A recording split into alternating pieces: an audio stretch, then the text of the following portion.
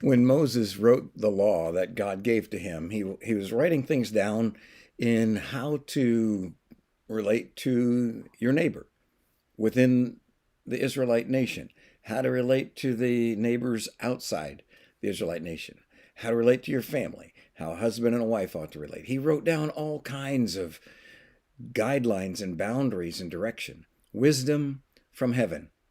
And as we read this wisdom from heaven and take it into our hearts and our minds, it changes the way we relate to people. One of those general rules of thumb is found here in 1 Corinthians chapter 9, where the Apostle Paul is defending his apostleship and teaching the church there in Corinth how to deal with apostles and evangelists and pastors and teachers. He says here in verses 7, 8, and 9, who at any time serves as a soldier at his own expense? Who plants a vineyard and does not eat the fruit of it? Or who tends a flock and does not use the milk of the flock? I'm not speaking of these things according to human judgment, am I? Or does not the law also say these things? For it is written in the law of Moses, you shall not muzzle the ox while he's threshing. God is not concerned about oxen, is he? No, of course he's not. About 2.5 weeks ago, we used the swimming pool at the local YMCA.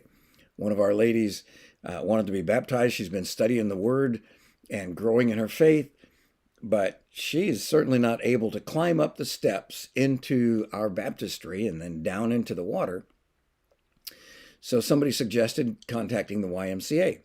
So I did, and we worked out the timing arrangement was perfect. Like a noon, 12 o'clock noon, or 12, I guess it was 12:30 on a Sunday afternoon. They have a lift chair. So she took her walker over to the lift chair next to the pool, sat down in the lift chair, and it lifted her up and over and down into the water. It was great.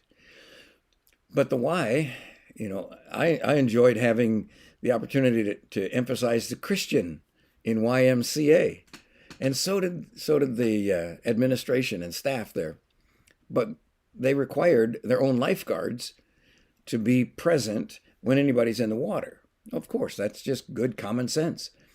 So 2 young ladies showed up early for work. They normally wouldn't have been there until like half an hour later. So they got there significantly early, and they were very helpful.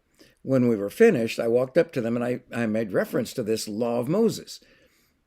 I said, the Bible teaches that when somebody blesses you, that you bless them when they do work for you, they should get a benefit from it. So the church would like to give you a blessing because you came early to work. And they said, oh, it wasn't that early, just a few minutes. And I said, well, about a half an hour times 2, that's an hour. So it wasn't quite a half an hour early, but it worked well. So I asked them, what coffee company would you like a gift card for? 5 Lakes here in Angola or Starbucks? And they said, Starbucks, because it's everywhere. I said, fine. So we had a few minutes, went out, got the gift cards, took them back to the Y. And those young ladies appreciated it. From the church's side of it, it made good sense that because they were actually doing their job and we were benefiting, they also should have benefited. And I did not call them oxen. But the guideline, this teaching is valid in applying to all kinds of situations in our lives. In particular, the Apostle Paul is saying that the gardener, the soldier, the gardener, the shepherd, even oxen are in this category. And he says, God really doesn't care about the oxen, does he? He's talking about people. So even in the church today, and this is the application he's going to make, that apostles, evangelists, elders, and pastors, they are like the oxen that are treading out the grain. So like a soldier, like a gardener, like a shepherd, they should benefit. The church should bless them in the same way. So that's the thought for the day, and it's all motivated by our love for one another. The church loves her leaders. The leaders are really the servants, love the church like a shepherd loves his flock. And this all comes from heaven. The fruit of the Spirit is love, joy, peace, patience, kindness, goodness, faithfulness, gentleness, and self-control. These things are gifts to us by the Holy Spirit.